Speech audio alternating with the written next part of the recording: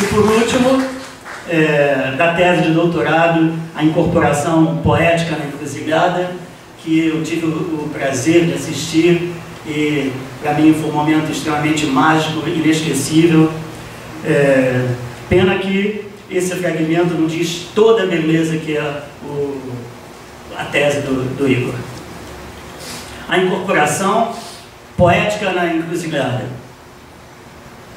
Não se trata de uma tese sobre Maria Bethânia, sobre José Inácio Vieira de Mello, nem sobre o que incorporam gregos, africanos, cristãos, assim objetivados e, portanto, muitas vezes se querendo em uma tese, sim, que desistindo do objeto, no não objeto e no não sujeito, no silêncio de todos os corpos, de todos os mitos, um culto, um cultivo, uma colheita, uma cultura deste aberto. E que, portanto, não soma, não reúne, não sincretiza mitos no que tem de já dados, sabidos, semantizados, porque se quer amarração do não amarrado. Que o importante, não sendo falar sobre Exu, Hermes, Jesus, criando equivalências, igualações, é deixar que cada um se fale enquanto revela o mesmo. Nas grandes navegações do humano, Bethânia, filha desta memória, se faz arte das musas, música, uma trilha sonora para uma poética pelo ígneo da linguagem, por onde tantos outros poetas, Sofia de Mello Breiner, Pessoa, Drummond, Guimarães Rosa, transitam em encruzilhada. No encontro com José Inácio, Ulisses no sertão baiano, inicia a Grécia e o Cristo do poeta ao terreiro dos orixás. Do mesmo modo que, cheio de gregos e educação cristã, iniciam-me por uma e a uma pombogira. Nesse teatro saga, Bethânia, para incorporar os orixás que dão água ao sertão de Inácio, incorpora o próprio mito, pombogira da incorporação. Maria Bethânia das encruzilhadas. Assim a chamo na macumba da poesia. Seu par, Exu, este José Inácio, ígneo, fogo dos infernos, das veredas, do sertão que há em nós. Tudo para, no lugar do espiritual, sobressair o espirituoso da arte de ser. Cada um mundo, um terreiro.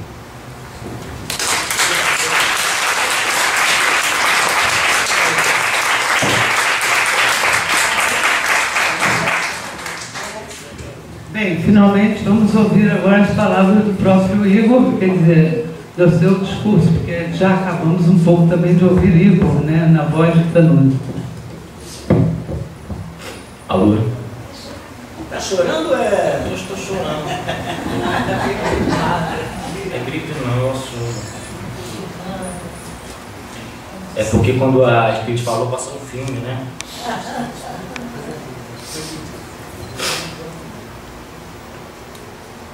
Você falou que não tinha que tremer, né? Porque já tinha feito a tese, o doutorado, mas né? Eu estou acostumado a falei para tanta gente todo dia, mas hoje, diante de tanta gente querida, né? Tanta gente importante, né? Vamos ver se consigo dar conta. Importante conseguir.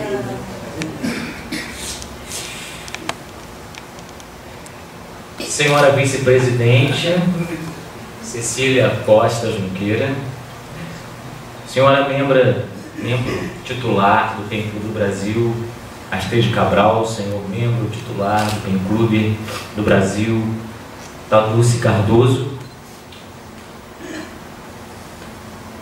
queridos amigos, alunos, ex-alunos, colegas de magistério, professores, familiares, senhores, senhoras, senhoritas, nunca me esquecerei na vida de minhas retinas já fatigadas, que no meio do caminho tinha um PEN Clube.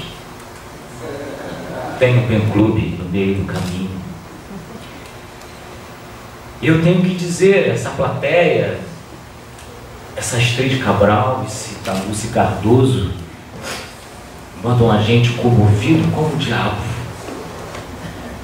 Sinto-me muito abraçado, feliz, com tal e tanta generosidade e acolhimento. Muito obrigado. Ao convidar os amigos para estarem aqui, muitos perguntaram: posse? De quê? Por quê? Para quê? Na posse de hoje, ouçamos, hoje é isto que está se possuindo. Como assim? O que está se dando hoje? Que é isto que se dá, que se nos realiza agora como tal presente?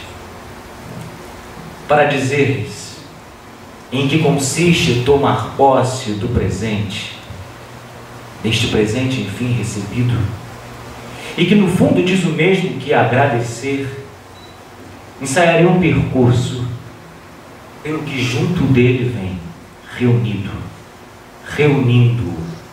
perfazendo, ritmando, cadenciando, dando-lhe timbre, entonação.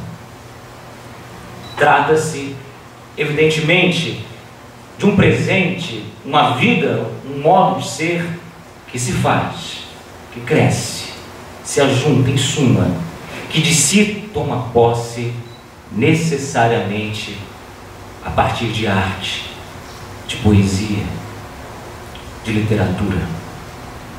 Sobre uma existência assim, necessitada de poesia, para tê-la, merecê-la como seu presente, as cartas a um jovem poeta de Rainer Maria Rilke dão algumas indicações.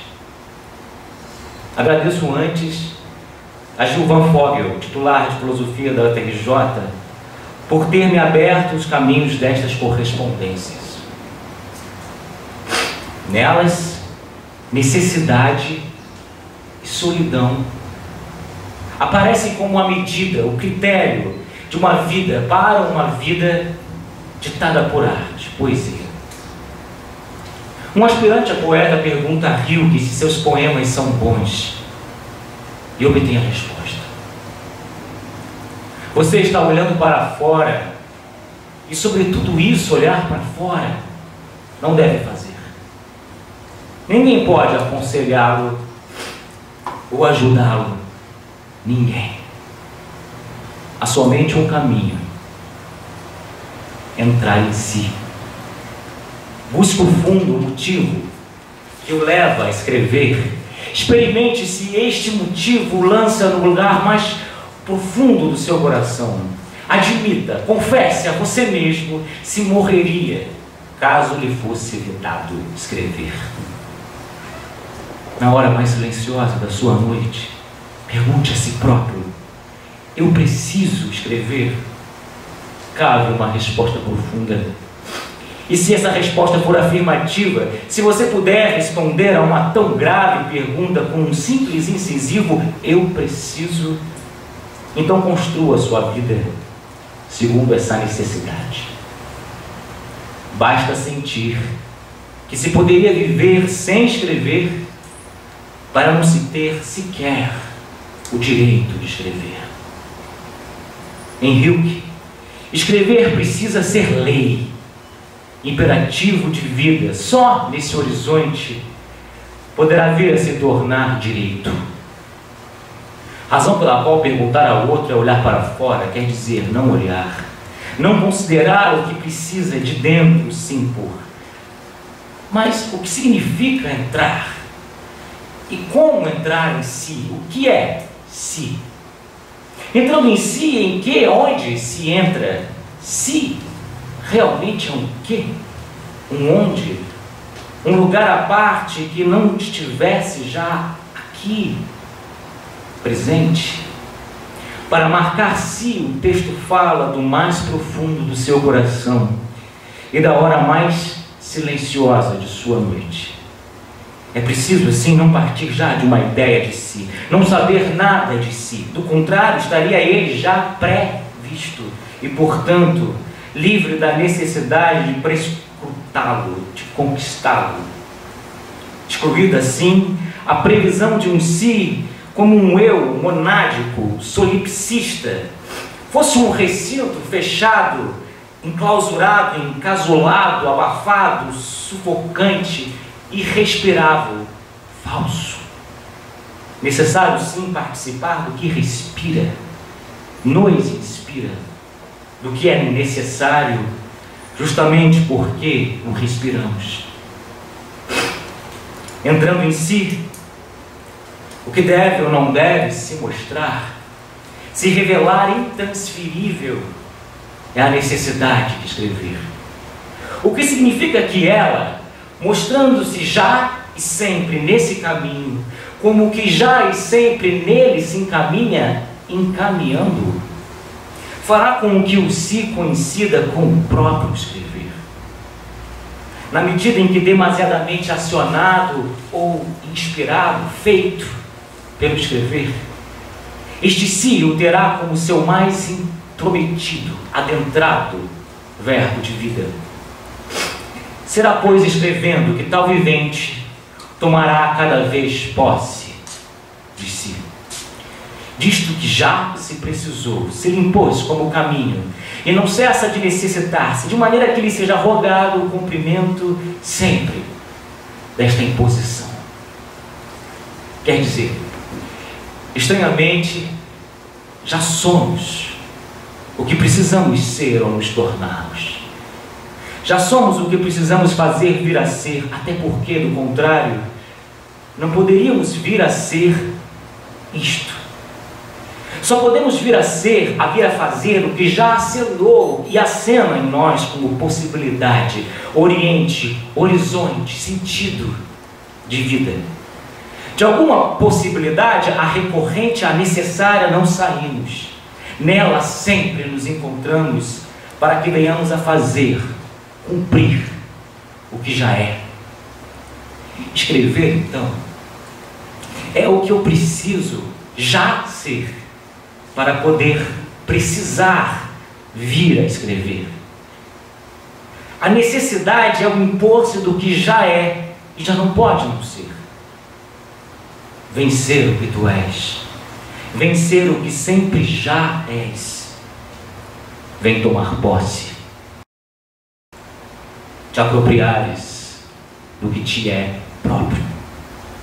O si, este próprio, não consiste então em algo prévio, nenhuma substância, substantivo, subjetividade pré-fixada, porque necessariamente verbo, conquista, construção, concentrada escuta da ação que a todo tempo, construindo-nos, se reclama a voz. Aqui, hoje, ritualiza-se, atualiza-se, põe-se em ato a própria ação, verbo de vida mais marcante, mais presente, mais voz. Trata-se, uma vez mais, da posse de uma vocação. Todos vêm hoje escutar o que este hoje tem a dizer. E o que não para de se dizer hoje é o próprio escrever. Nele o chamamento, o acionamento de uma voz. Continua, Rilke. Pouco a pouco aprenderá que isso que chamamos destino irrompe desde dentro do homem, não que ele entre vindo de fora. De fora é fatalismo, de dentro é conquista, autoconquista, questionamento, escuta da necessidade do que vem, conforme Rilke, do coração, do sabido de cor, enfim, do comemorado, mais entranhado, do mais corrente ou presente na veia do corpo, do mais amado. Amado aí já é o irreversivelmente apropriado, protegido do esquecimento, o salvaguardado, o propriamente liberto para ser. Daí que o dentro, em sendo sempre já liberado, libertado, é todo superfície, incorporação, corpo presente. Um contemporâneo poeta, Cícero, nos diz: guardar uma coisa não é escondê-la ou trancá-la.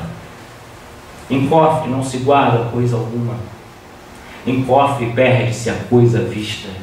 Guardar uma coisa é olhá-la, fitá-la, mirá-la por admirá-la, isto é, iluminá-la, por ser por ela iluminado. Guardar uma coisa é vigiá-la, isto é, fazer vigília por ela, isto é, velar por ela, isto é, estar acordado por ela, isto é, estar por ela ou ser por ela. Por isso se escreve, por isso se diz, por isso se publica, por isso se declara e declama um poema, por isso se toma posse, por isso se vai e vem ao pen clube, por isso há pen clube, para guardar.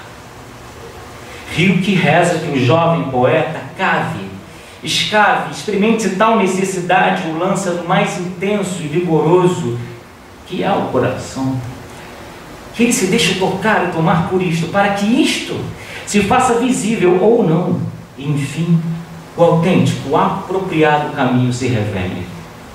Afunde nesse abismo, nesse sem fundo. Sua vida precisa tornar-se um sinal e um testemunho dessa imposição, mesmo nas horas menores, mais indiferentes e insignificantes. É assim que um presente, fiado e desfiado, segundo tal necessidade por tudo, tanto maior quanto menor, tanto mais nobre quanto mais reles, junto, reunido, reunindo-se, compactado, um. Esse um é o coração, o destino, a necessidade, imensidão de ser só ser, a solidão de cada um. Nela o encontro com o pleno, o suficiente, que deve se dar, diz Rilke, na hora mais silenciosa de sua noite. Solidão é quando coincide a noite, o escuro que marca o tempo em que o sol está abaixo da linha do horizonte, espécie de entenebrecimento do existir, seu recolhimento, seu tempo de concentração.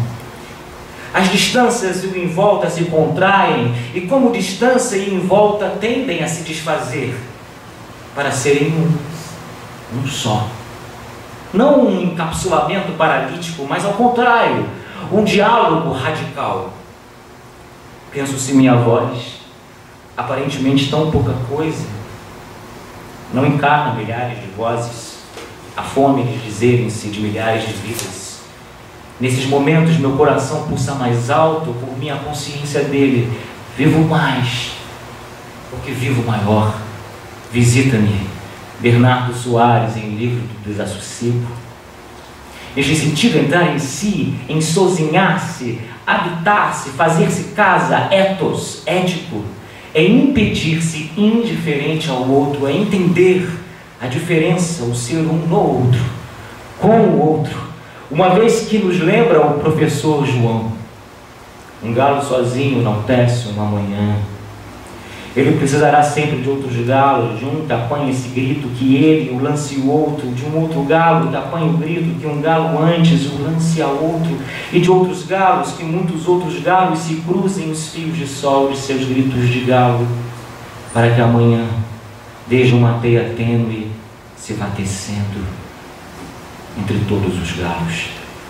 A todos os galos cabe guardar as manhãs, cuidar da teia tênue da vida que por vãos os estremece.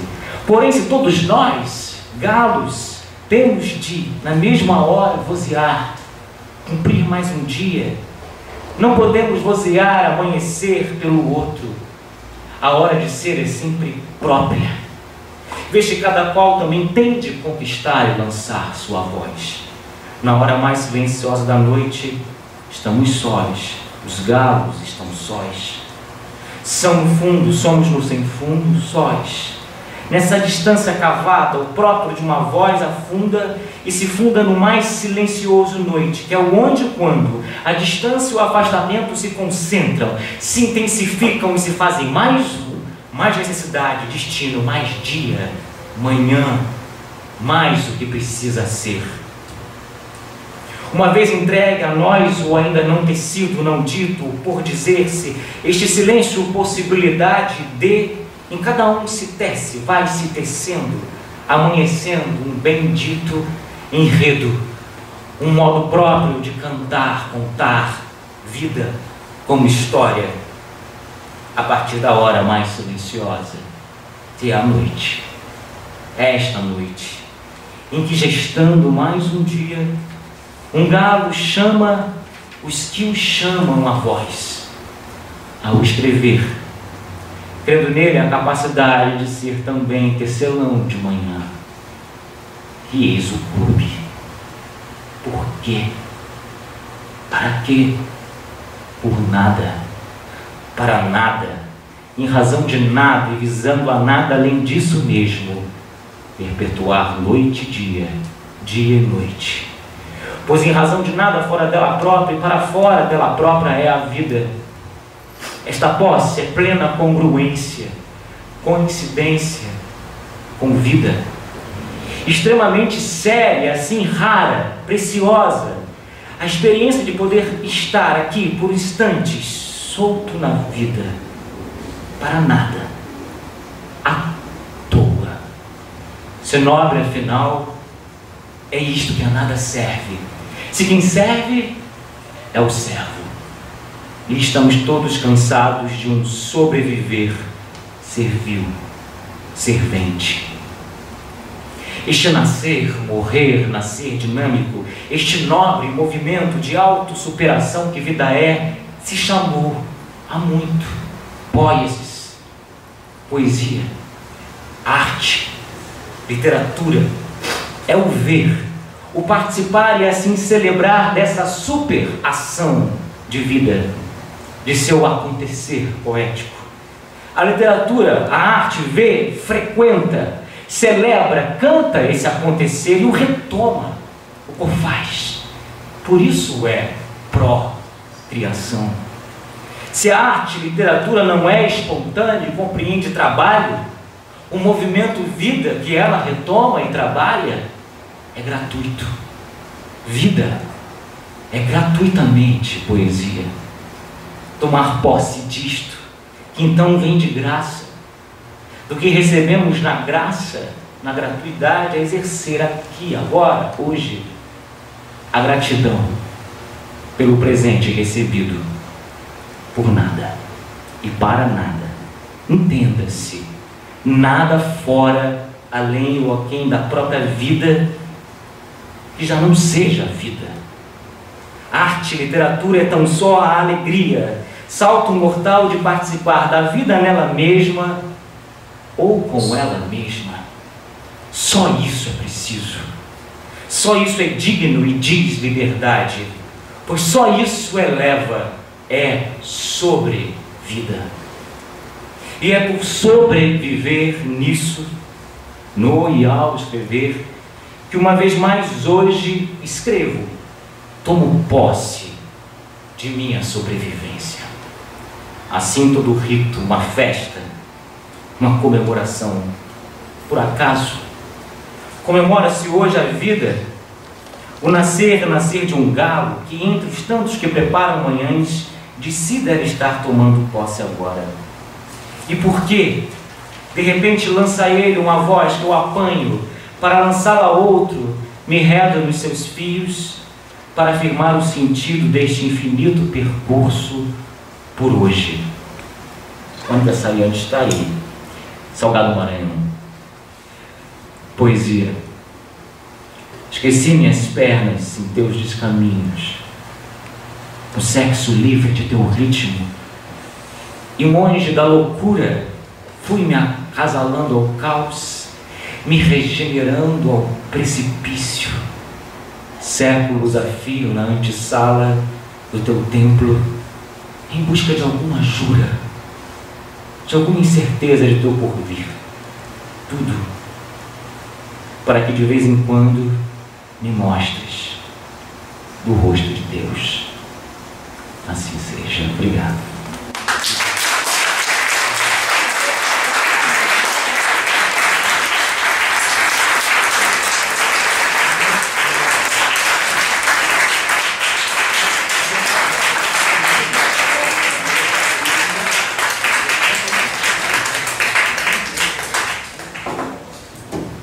também acho que se ele não fosse eleito, já estava eleito de novo.